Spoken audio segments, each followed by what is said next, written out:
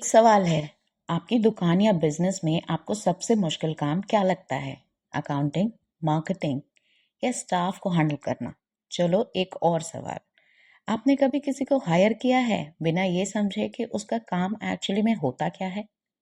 मान लीजिए आप एक मिठाई की दुकान चलाते हो और आप सोचते हो कि एक अच्छा मार्केटिंग का बंदा हायर करना चाहिए क्योंकि डिजिटल मार्केटिंग का क्रेज है, लेकिन आपको पता ही नहीं कि इंस्टाग्राम पोस्ट कैसे बनाते हैं या फेसबुक पे एड्स कैसे चलाते हैं। तो फिर कैसे समझोगे कि ये बंदा या बंदी काम कर सकता है या नहीं? Do it yourself first. Never hire anyone to do a job until you've tried to do it yourself first. That way, you'll understand the nature of the work. You'll know what a job well done looks like. You'll know how to write a realistic job description and which questions to ask in an interview. You'll know whether to hire someone full time or part time, outsource it, or keep doing it yourself. The last is preferable if possible. You'll also be a much better manager because you'll be supervising people who are doing a job you've done before. You'll know when to criticize and when to support.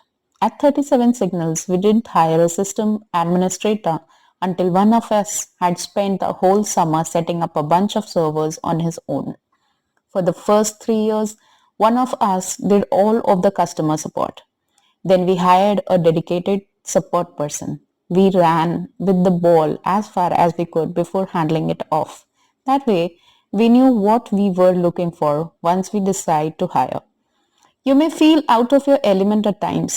You might even feel like you suck. That's all right. You can hire your way out of the feeling or you can learn your way out of it. Try learning first. What you give up in the initial execution will be repaid many times over by the wisdom you gain. Plus, you should want to be intimately involved in all aspects of your business. Otherwise, you'll wind up in the dark, putting your faith solely in the hands of others. That's dangerous.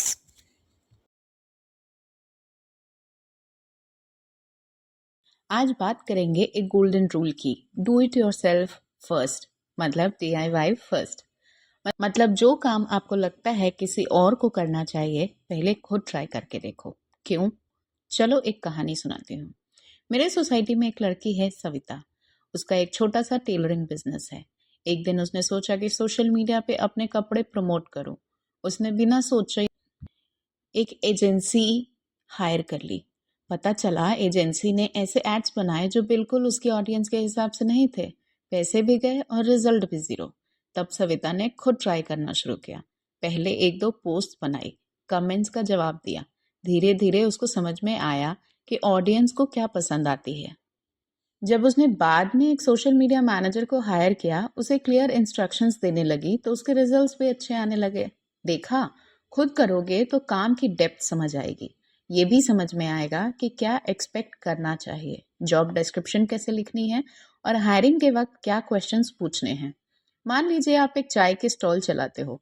आपको एक helper चाहिए चाय बनाने के लिए, लेकिन अगर आपको ये नहीं पता है कि चाय बनाने की प्रोसेस में दूध, पानी, चीनी, चाय पत्ती का बैलेंस क्या होना चाहिए, तो फिर कैसे समझोगे कि वो इंसान गलती कर रहा है या सही है? और एक बात, जब आप खुद वो काम करते हो तो बाद में किसी और को देना है, आप एक बेटर मैनेजर बन पाते हो। आप ना सिर्फ वो काम के छोटे मोटे न्यूएंसेस सीखते हो, बल्कि आपको पता होता है कि कब सपोर्ट करना है और कब थोड़ा टाइट होना है। हाँ, शुरू में आपको लग सकता है कि ये सब करना मुश्किल है। शायद आपको लगे कि यार, मैं तो फेल हो रहा हूँ या हो रही हूँ। लेकिन याद रखो, आप या तो सीख कर उस फीलिंग को बीट कर सकते हैं या हायर कर कर। ऑथर और मेरे खुद के एक्सपीरियंस के हिसाब से पहले सीखना बेटर है। मैंने भी जब अपनी क्रिएटिव टीम को हायर किया था, उसके पहले मैंने ढेरों राइटअप्स लिखे थे, ब्लॉग्स लिखा था, काफ़ी सारी डिज़ाइंस बनवाई थी और टीम को भी मैनेज किया था।